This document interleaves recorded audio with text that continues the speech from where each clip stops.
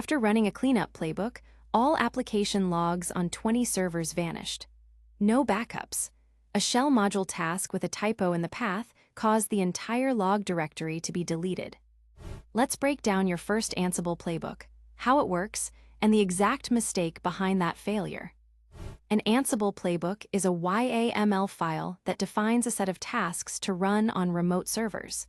It's the core unit of automation. You describe the desired state, and Ansible makes it happen idempotently. Think of it as a recipe card for your server. Every playbook starts with a name, a host's line, and a list of tasks. Tasks call modules like apt, copy, or service. Modules check the current state before making changes. That's idempotency.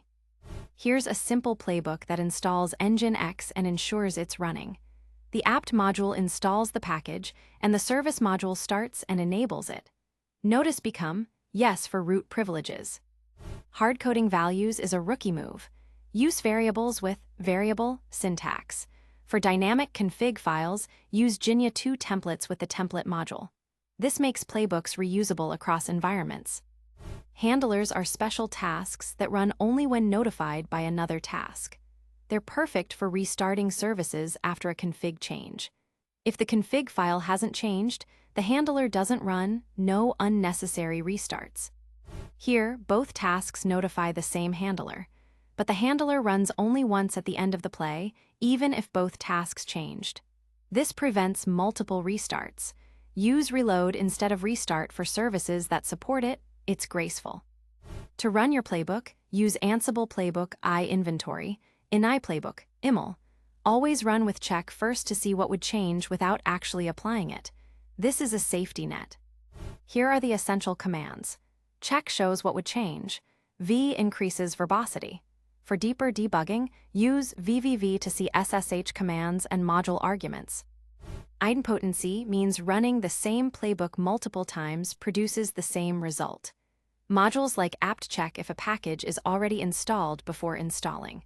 But shell and command modules are not idempotent, they run every time. Use them only when no module exists.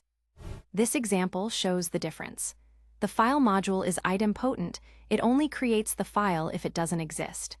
The command module runs every time.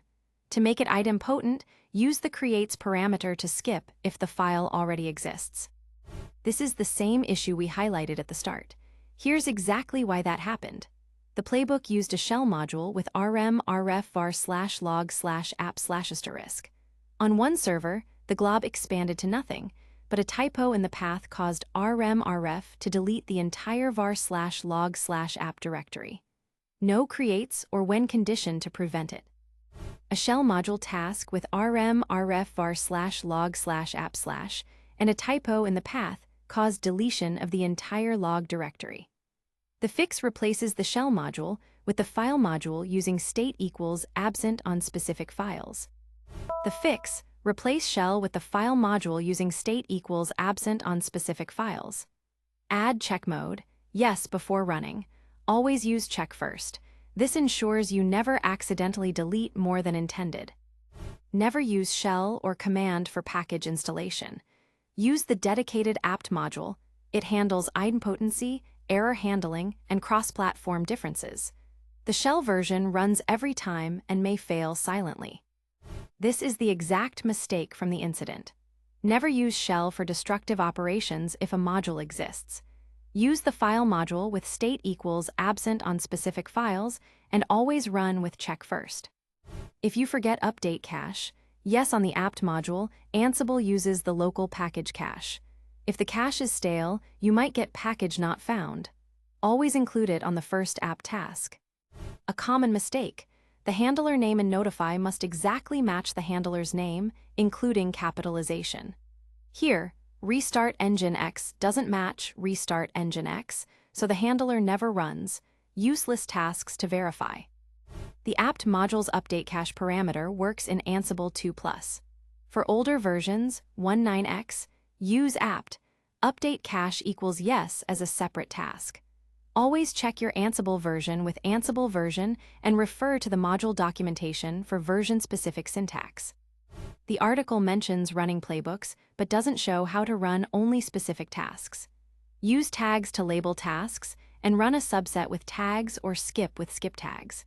This is essential for large playbooks where you only want to restart a service or update config without reinstalling packages. The article warns against shell and command modules for idempotency, but in production, you may need them for tasks without a dedicated module. Always use creates, removes, or changed when to make them idempotent. Additionally, avoid rem/ref in shell. Use the file module with state equals absent instead. When things go wrong, increase verbosity. VVV shows SSH commands and module arguments.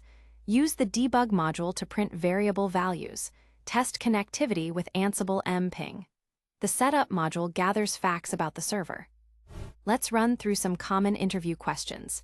How does Ansible ensure idempotency with command module? Use creates parameter or changed when. When would you choose Ansible over Terraform? Ansible for config management, Terraform for provisioning. What happens if a handler is notified by multiple tasks? Runs only once at end of play. And a few frequently asked questions. What is the simplest playbook? A YAML file with hosts, become, and one task using a module. How do I use variables? Define in vars block, group vars, host vars, or extra vars. What is a handler? A task that runs only when notified, used for service restarts. Let's recap the key takeaways. Playbook equals YAML with hosts, tasks, modules. Use syntax check, V to debug. Handlers run only when notified. Use limit for testing subsets. Ready to go deeper? Up next, Ansible installation guide, then Ansible execution environments, then event-driven Ansible. Find them all at TheCodeForge.io. Thanks for watching. The full article and code examples are covered in detail at TheCodeForge.io.